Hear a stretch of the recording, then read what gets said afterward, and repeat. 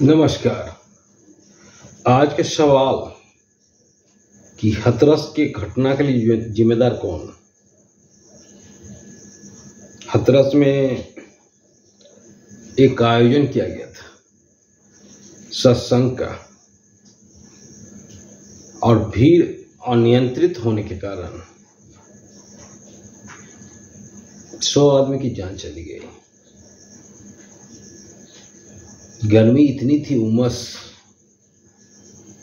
उसका भी प्रभाव पड़ा। आखिर इस घटना का जिम्मेदार कौन? व्यवस्थापक या बाबा या डीएम या राज्य सरकार?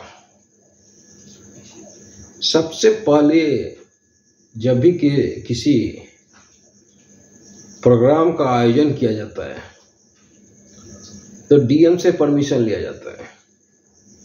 इस प्रोग्राम में भी डीएम से परमिशन लिया गया, पर डीएम को अंदाजा नहीं था शायद कि भीड़ इतनी जुटेगी, और ना वहाँ एम्बुलेंस का व्यवस्था था, ना किसी तरह इमरजेंसी की व्यवस्था था जो कि इस प्रोग्राम में होनी चाहिए थी, पर वो किसी तरह का व्यवस्था नहीं था। कोई भी नेता आता है, छोटा सा प्रोग्राम होता है तो एम्बुलेंस की व्यवस्था होता है, पर यहाँ आम जनता था। आम जनता के लिए कोई व्यवस्था नहीं होता है। इसका जीता जागता प्रमाण है हाथरस की घटना। दूसरी बात है, जनता को भी समझना चाहिए था। इतनी गर्मी में सत्संग सुनने के लिए क्या जरूरी था? इसी में कहा जाता है कि अंधविश्वास। किसी के प्रति इतना अंधविश्वास ना करें ताकि जान जोखिम में चला जाए। आज चला गया ना 100 आदमी से ऊपर का जान। छोटा छोटा बच्चा, मासूम बच्चा अनाथ हो गया। उसको कौन देखेगा?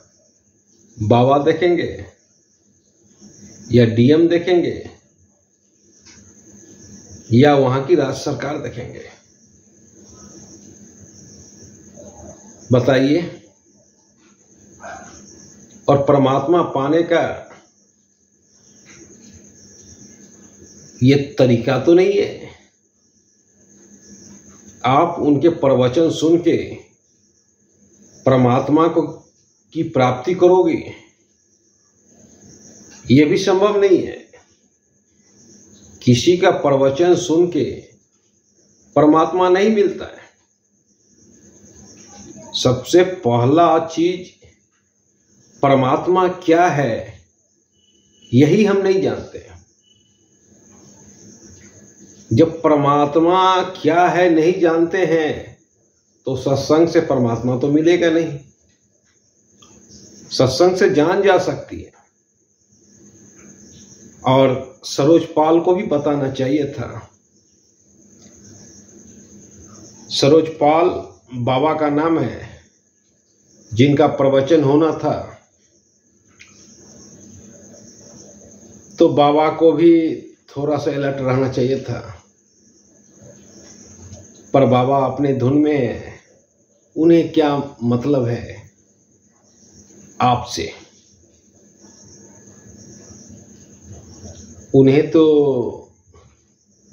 उनकी प्रवचन हो जाए उससे मतलब है।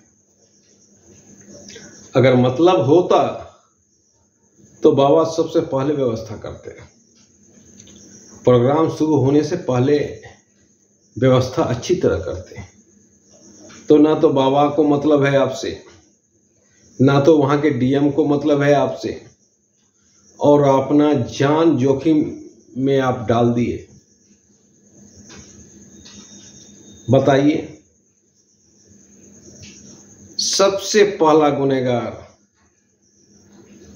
वो पब्लिक है जो बाबा का प्रवचन सुनने गया था। दूसरा जिम्मेदार वो जो प्रवचन देने वाले बाबा है, वो जिम्मेदार है। तीसरा जिम्मेदार वहां के डीएम है। अगर डीएम व्यवस्था नहीं कर सकते हैं तो परमिशन क्यों दिया? क्या डीएम इस घटना की जिम्मेदारी ले सकते हैं? बताइए। कोई जिम्मेदारी नहीं लेगा, सब पल्ला झाड़ने के चक्कर में रहेगा। पर गलती सबों की है।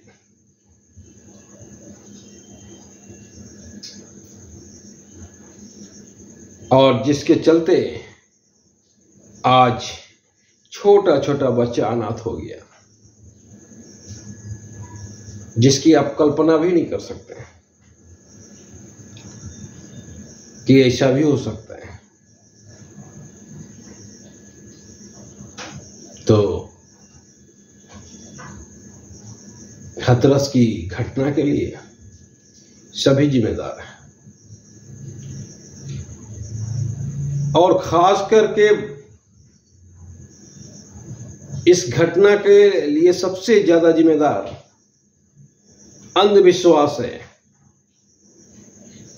बाबा के प्रवचन में क्या ऐसी बात है जो आपको परमात्मा की प्राप्ति हो जाएगी? परमात्मा आपके अंदर है, खोजना आपको है। परमात्मा से बात आपको करना है। अगर परमात्मा की प्राप्ति करना है तो अपने आप से बात कीजिए,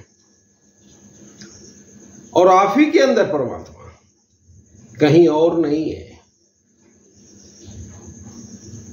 पर आपने जाना ही नहीं कि परमात्मा मेरे ही अंदर है।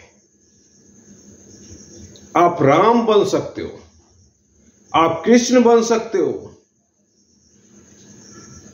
आप यीशु मसीह बन सकते हो, आप बुद्ध बन सकते हो।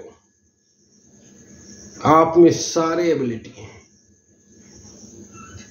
पर आपको अपने आप को पहचानना होगा, तभी संभव है। और नहीं पहचानोगे तो कुछ नहीं बन सकोगे।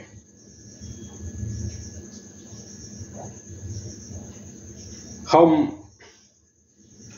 परमात्मा को पाने के चक्कर में सत्संग सुनते हैं और वहां जान गंवा देते हैं। हमें पता ही नहीं चलता है कि परमात्मा की प्राप्ति कैसे की जाती है। अगर परमात्मा की प्राप्ति करनी है तो कर्म करो, अपने आप से बात करो,